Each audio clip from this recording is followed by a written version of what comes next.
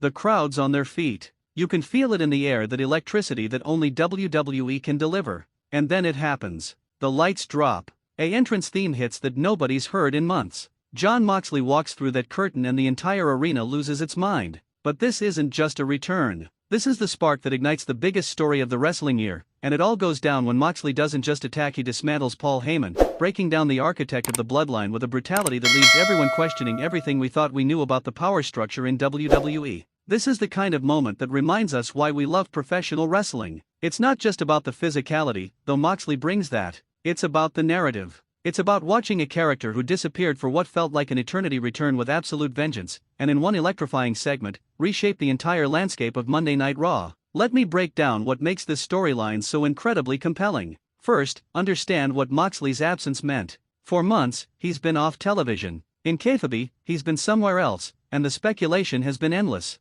The fans have been wondering, discussing, theorizing about whether we'd ever see him again. Some thought his chapter in WWE was closed. Others believed he was biding his time. And that's the beauty of booking a return like this. The anticipation builds without any announcement, without WWE forcing it down your throat. When he finally walks through that curtain, it hits different because nobody knew the exact moment it was coming. Now, the timing of his return is absolutely critical. Seth Rollins has just been arrested. The visionary, the man who's been at the center of Raw's main event scene, is taken away by authorities. The storyline is chaotic. The power structure is fractured. The bloodline, typically the most dominant force in WWE, finds itself in a vulnerable position. And this is precisely when Moxley emerges. This isn't random. This is calculated storytelling. Paul Heyman represents something essential to understand in this narrative. He's the talker, the strategist, the guy who makes deals and orchestrates the big moments from behind the scenes. When Moxley destroys Heyman, he's not just beating up one guy. He's making a statement.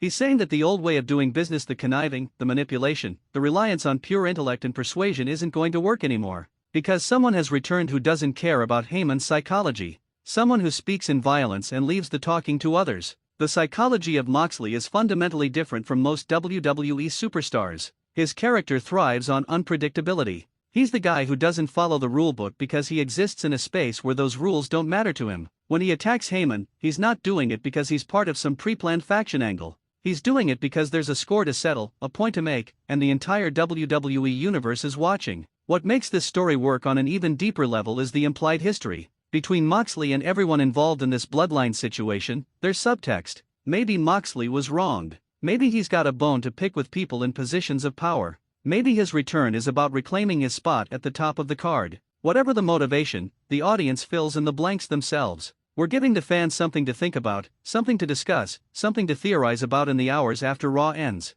Seth Rollins' arrest opens another dimension entirely. Here's a guy who's been incredibly important to Raw's identity. He's a multi-time champion, a phenomenal athlete, and someone who can carry the biggest stories. His arrest puts everything in question. Is he going to be cleared? What's the fallout? Will he return? And now, with Moxley back and targeting Paul Heyman, we've got this sense that the game has changed completely. The rules are different. The alliances that mattered might not matter anymore. Think about what this sets up for Raw going forward. You've got Moxley as a new variable in an already complex situation. You've got the uncertainty surrounding Rollins. You've got questions about the bloodline stability and whether Heyman can truly lead without his muscle. You've got weeks and weeks of television waiting to unfold. This is the kind of segment that gets people invested because it opens so many doors. The beauty of this story is that it doesn't require any explanation right away. Moxley doesn't need to cut a 2-minute promo explaining every detail of his motivations. His actions speak volumes. He comes back, he's aggressive, he targets someone important, and he leaves us wanting more.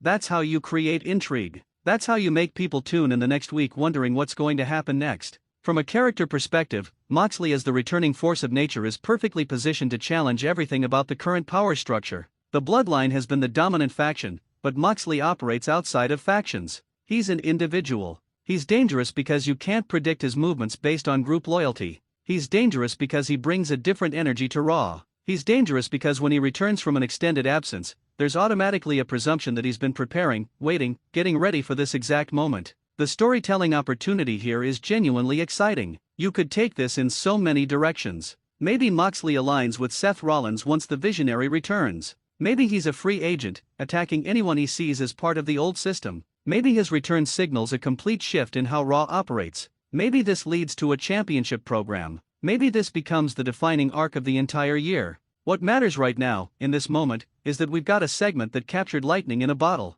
We've got a crowd that's excited, a narrative that's progressed, and a future that's genuinely uncertain. That's what professional wrestling is supposed to be. It's supposed to excite us. It's supposed to make us think about what comes next. It's supposed to bring people back to Raw week after week because they need to know how the story develops. This is the kind of moment that reminds us why we fell in love with wrestling in the first place. It's not just about athletes performing incredible feats of strength and athleticism, though that's certainly part of it. It's about stories. It's about characters. It's about anticipation and payoff and the unknown waiting just around the corner. If you've been following WWE closely, you understand just how significant this moment is. If you're someone who loves wrestling storylines, professional character work, and narrative tension, this is the kind of content that should be getting you excited about what's coming next on Raw. This is the kind of moment that spawns 100 theories, 1,000 conversations, and keeps the wrestling community talking for weeks. Make sure you're tuned in every week to Raw because this story is just getting started. The return of Jon Moxley, the destruction of Paul Heyman, and the ripple effects throughout the entire WWE landscape are going to define this era of the show. For all the latest analysis on the biggest moments in professional wrestling and the storylines that matter most, subscribe to WWE Express.